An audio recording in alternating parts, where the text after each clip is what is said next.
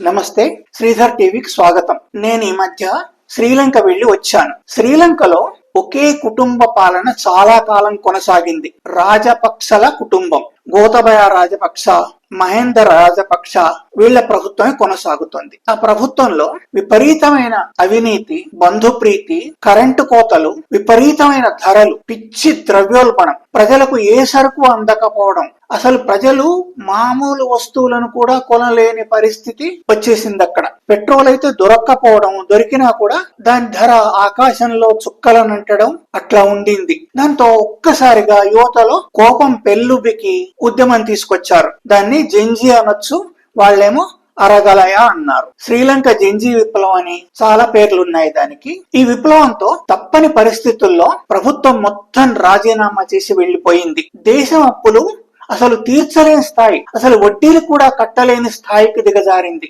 ఆర్థిక పరిస్థితి.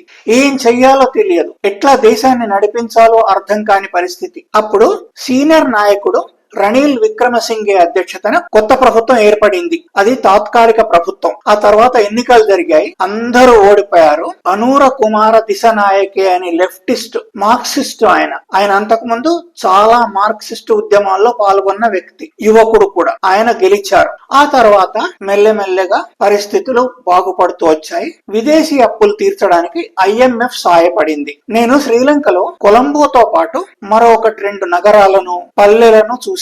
అలా వెళ్తున్నప్పుడు మధ్యలో మా కారును పోలీసులు ఆపారు. ఏమిటి, వసూళ్ల కోసం ఆపారా అని అడిగా నేను. సాధారణంగా చూస్తుంటాం కదా. కాదు, ఆ వసూళ్లు చేసే కల్చరు 1-2 సంవత్సరాలుగా పోయింది అని డ్రైవర్ చెప్పారు. అది మాత్రమే నాకు ఆధారం అక్కడి అవినీతి గురించి చెప్పడానికి. అంతకు ముందు బాగా ఉండేదట. అంటే ఇలాంటివన్నీ తగ్గుతూ వస్తున్నాయి. ఇప్పటికీ అక్కడ ద్రవ్యోల్బణం ఎక్కువగానే ఉంది. ఏ వస్తువుని అడిగినా వేలల్లో ఉంటుంది దాని ధర. చిన్న చిన్న వస్తువులు కూడా, హోటల్స్ లో పదార్థాలు కానీ, బయట ఏమన్నా కొందాం అనుకున్నా గానీ ఎక్కువ ధర ఉంటుంది. కొన్ని చోట్ల అయితే మన రూపాయితో పోల్చినా కూడా ఎక్కువ ధరగానే కనిపిస్తుంది. వాళ్ళ 3 రూపాయలు ఇస్తే మన 1 రూపాయి అవుతుంది. వాళ్ళు కూడా వాళ్ళ కరెన్సీని రూపాయి అనే అంటారు. ఇది అక్కడి సమకాలీన పరిస్థితుల వివరణ. సింహళీయుల మతం బౌద్ధం. తమిళులు 2 రకాలుగా ఉన్నారు. ఎప్పుడో వెనకటికి వెళ్లిపోయిన తమిళులు, బ్రిటిషర్స్ల కాలంలో వెళ్లిపోయిన తమిళులు, ఈ 2 రకాల తమిళులు అక్కడ ఉన్నారు. సింహళీయులు ఉన్నారు. హిందువులు,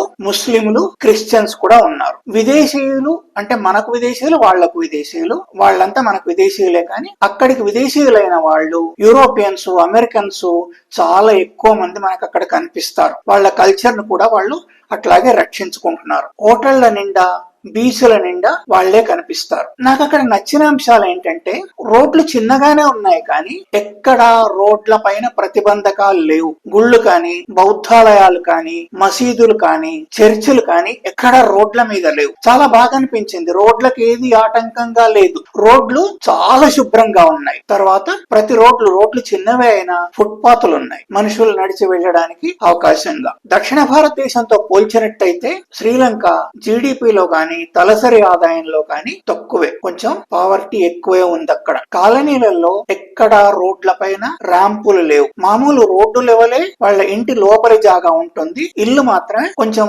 2 మెట్ల పైన కట్టుకుంటారు. దాంతో ఏమవుతుంది, రోడ్ల పైన ర్యాంపులు వేయాల్సిన అవసరం ఉండదు. అట్లాగే పేదరికం ఉన్నా కూడా మనకు బెగ్గర్స్ తక్కువగా కనిపిస్తారు. ముఖ్యంగా స్ట్రీట్ డాగ్స్, వీధి కుక్కలు లేనే లేవు సిటీల్లో. పల్లెటూళ్ళలో అక్కడక్కడ కనిపిస్తాయి కానీ వాటి సంఖ్య చాలా తక్కువ. శ్రీలంక జనాభా పరంగా చూస్తే ఆంధ్రప్రదేశ్ లో 3వ వంతు, తెలంగాణలో దాదాపుగా 2వ వంతు ఉంటుంది అంతే.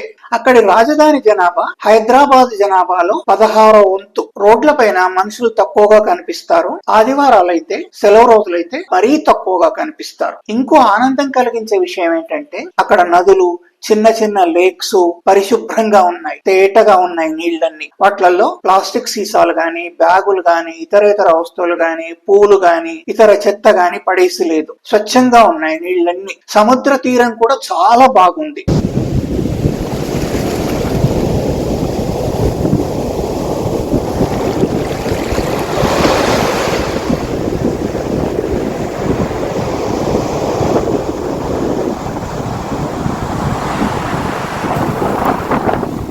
ఎక్కడ మనకు ప్లాస్టిక్ వ్యర్థాలు కనిపించవు. అట్లని చిన్న కాగితం కూడా కనిపించదు. నేచురల్ గా చెట్ల నుండి రాలే ఆకులు అవి ఉంటాయేమో కానీ ఇతర మనుషులు వేసే చెత్త మాత్రం లేదు. నీళ్లను వాళ్ళు పాడు చేసుకోలేదు. కొలంబోలో కావలసినంత నీరు ఉంది. పెద్ద నది ప్రవహిస్తుంది అక్కడ. మనలాంటి కానీ యూరోప్ నుంచి వచ్చిన విదేశీయులను కానీ ఎక్కడా వేధించరు. కొన్ని చోట్ల ధరలు ఎక్కువే చెప్తారు. బోట్ రైడింగ్ అలాంటి ప్రదేశాల్లో విదేశీయులమని తెలియగానే, కానీ అడిగితే తగ్గిస్తారు, చాలా తగ్గిస్తారు. అక్కడ అక్షరాస్యత 93% పైనే. కొలంబోలో చాలా మందికి ఇంగ్లీష్ అర్థం అవుతుంది, తిరిగి మాట్లాడగలరు, సమాధానం చెప్పగలరు. ప్రతి డ్రైవర్ కూడా కనీసం 3-4 భాషలు వస్తాయి. హిందీ, ఇంగ్లీషు, తమిళం, సింహళ భాష. ఇది నేను చూసిన శ్రీలంక.